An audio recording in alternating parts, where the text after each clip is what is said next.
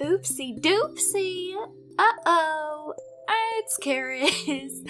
I'm back again. Yay.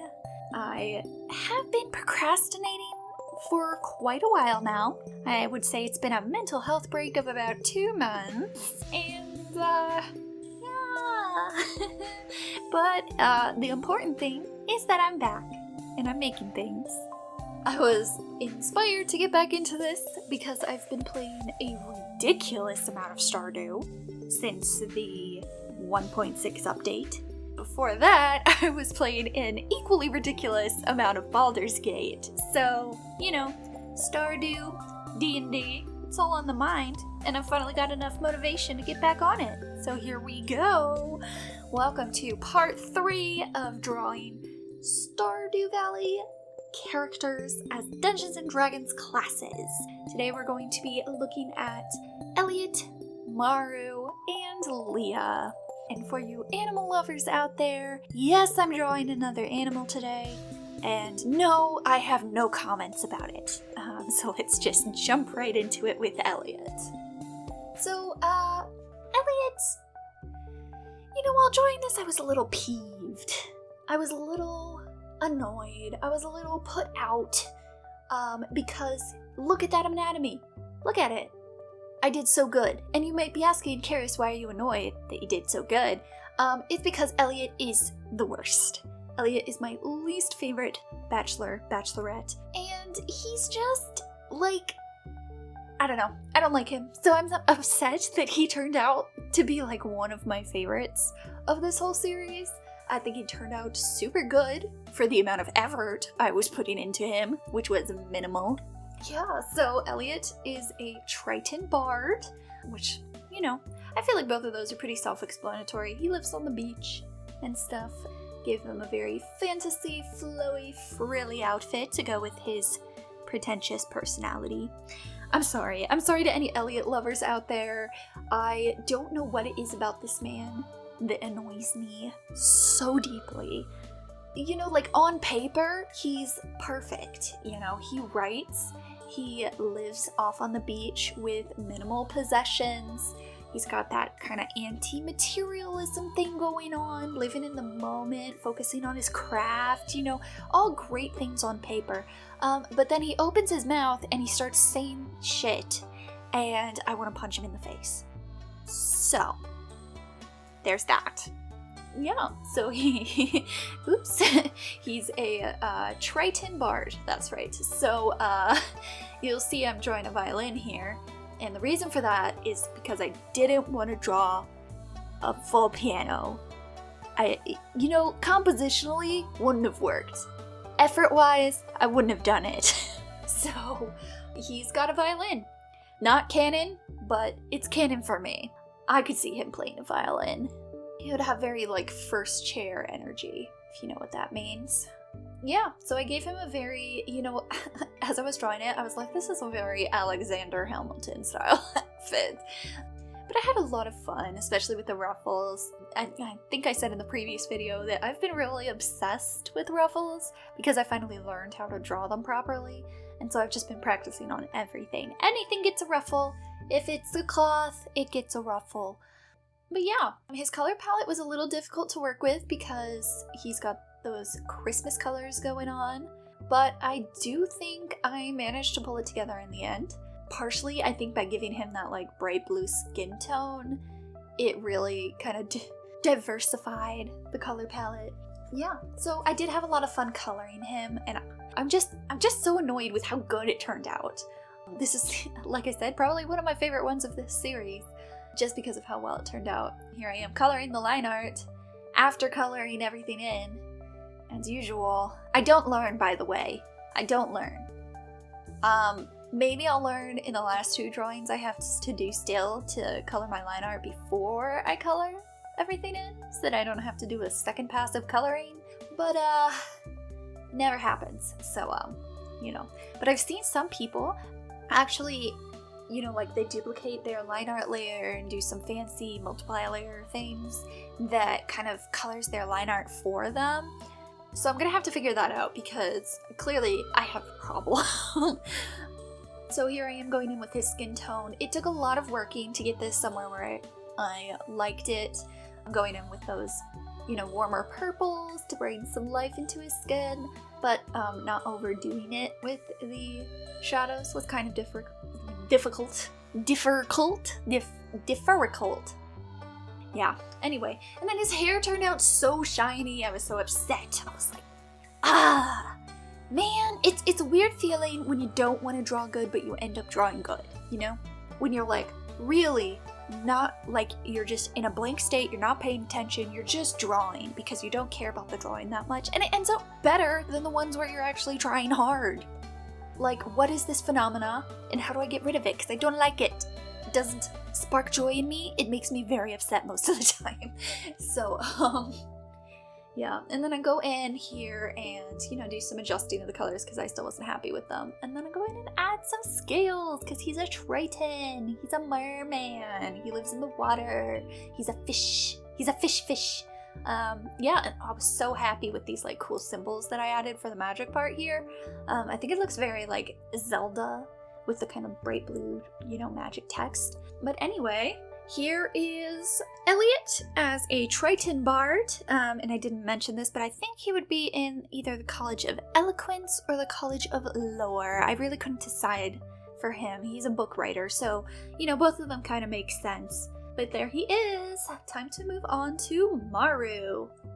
I love how this drawing came out. This was another one where I drew this right after Elliot. I was like in the zone and I was kind of on autopilot. So two things about this is, one, I'm really happy with this anatomy. I think it turned out pretty good. I did have to end up like resizing her head later on, but I still think it turned out good. And the other thing is that the outfit, it's peak. It's the best thing, but it totally doesn't match. She looks so out of place with the rest of the characters. But as we know, even though I may strive for consistency, I am not achieving it in this project, and I don't care anymore. So it's okay. It's fine. I was, it's not like I wanted them to be consistent anyway. So we're just gonna draw, like a retro space girl theme for Maru. That is totally fine. I planned this from the very beginning. And so I go in all these tools. I think I drew them right. I didn't bother looking at a wrench when I drew that wrench. So hopefully I did it right. Oh, that's right, I haven't talked about that yet. So Maru is an artificer, obviously. That means I don't think that's like an original class. I think it's like it's not a homebrew, but it's like added in. I don't know much about Dungeons and Dragons, but I know it's not in the original, list of classes. But an artificer is a sort of, kind of like steampunk class. And the subclass I think that she would fit best in is Battle Mage, which is someone who builds things to aid them in battle, i.e. robots and contraptions. It was either that or give her a mech suit, and I really, really wanted to give her a mech suit. But then, like in-game, she has her little robot friend that she built, so it just makes more sense to make her a Battle Mage. As excited as I was to try and draw a mech suit. Maybe some other time. I'll give it a try. And then she has these like yellow buttons on her overalls, which were really bugging me because they don't fit with the color scheme very well. But I spread them out, I put some on a tool belt, some on her shoes, and I think it really brought it together. And the yellow, contrasts nicely with all that purple. I always feel like I have the least amount to say about this shading part. I'm not very good at rendering. I'm still learning. I kind of just do it intuitively rather than actually, finding out where those shadows are supposed to be and where the highlights are supposed to go. I'm just like, oh, maybe here, maybe there. So, you gotta learn eventually, but I just am lazy most of the time. So, there's a lot of metal. There's a lot of metal in this drawing, and like I said, I don't know where shadows and stuff go, and that extends to metal. I don't know how to draw it, I really just feel it out. Oh yeah, here I am playing with her head, because I don't even know what was wrong, but something was wrong. And then I put this cool kind of signal signal background and some constellations because there's an event where you look at the stars with her. And then we get to the end here and I realize I never colored the line arts. Old patterns repeat again. Yeah, but I think it looked so much better after I colored the line art. Like, I was already pretty happy with it, and then I colored the line art, and I was like, oh, this is perfect. It's perfect. It's beautiful. Look at that. Look at that. She's so retro. Yeah, so there's Maru, the half-elf artificer. Did I mention that she was a half-elf? I don't think I did. Well, she's a half-elf. No reasoning behind that, I just picked one. And on that note, let's move on to the next one, shall we? Okay, so now we're doing Leah, and you may be noticing that I'm drawing a horse right now. I'm not drawing a person, I'm drawing a horse. Well, now I'm drawing a person, but before that, it was all horse. And that's because I decided to make Leah a centaur. Yay! You may also be noticing, damn, that horse be thick though. And not only that, but it's pretty anatomically good. It's a good drawing of a horse. And you may think to yourself, wow, Karis must draw a lot of horses. But no, I just surprise myself every day with the amount of animals I apparently intuitively know how to draw. This is starting to scare me. Like, this is a pattern, and honestly, it's concerning. It's very concerning. If I was on Drawfee, I'd be the horse guy. And that's like scary. I don't want to be the horse guy. I don't want to have to draw all the horses. Anyway, yeah.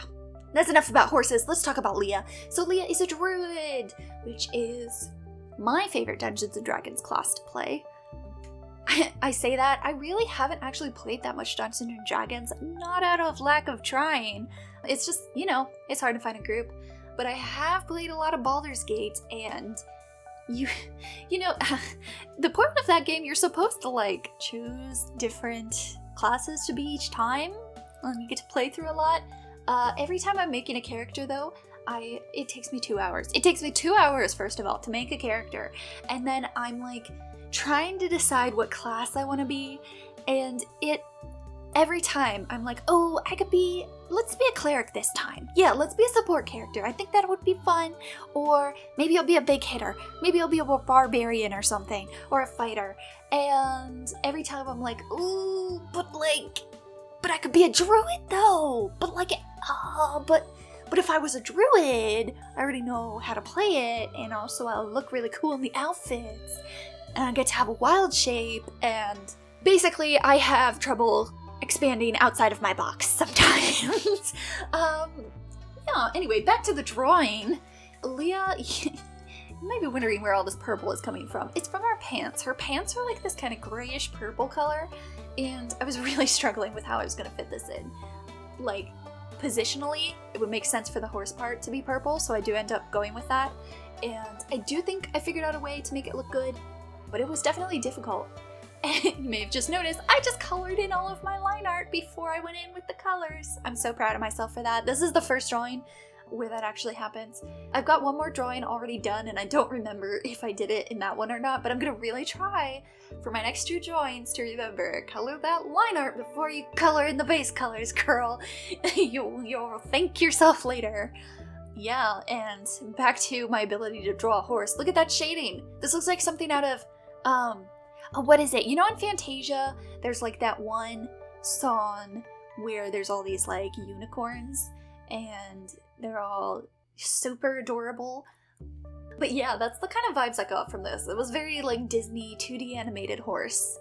And I'm super proud of that. Sometimes I just surprise myself, and I gotta remember to be proud of it, because, I mean, you've seen my other videos. I put myself down a lot. It's okay. I think every artist struggles with that.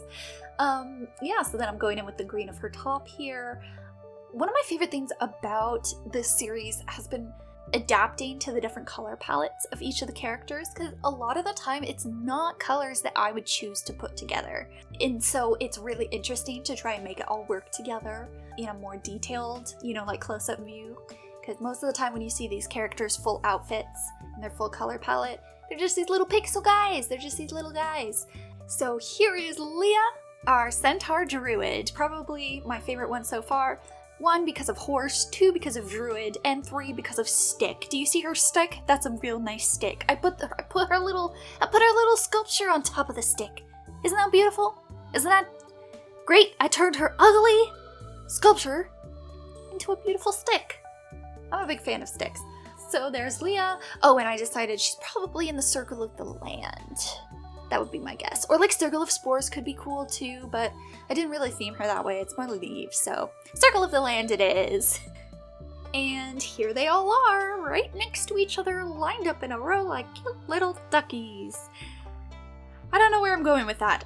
This was a really good batch. I was so proud of all 3 of these. I think they turned out really great, super happy with them, and they were all a lot of fun to draw, except Elliot. I wasn't paying attention, I didn't need to. I don't like Elliot. But we've established that. So, you know, stay tuned for the next one. Hopefully it won't be another 2-month gap, but life happens. So the next video is gonna be Shane, Abigail, and my best boy, Sebastian. Everyone loves Sebastian. And if you're wondering if, you know, maybe there's gonna be an animal in that one, maybe an animal that I draw really well out of nowhere, out of literally nowhere, the answer is maybe. Maybe one. There might be one. I don't know. You'll just have to watch and see, I guess. Alright. Guess I'm signing off now, and I'll see you guys in the next one. Bye-bye.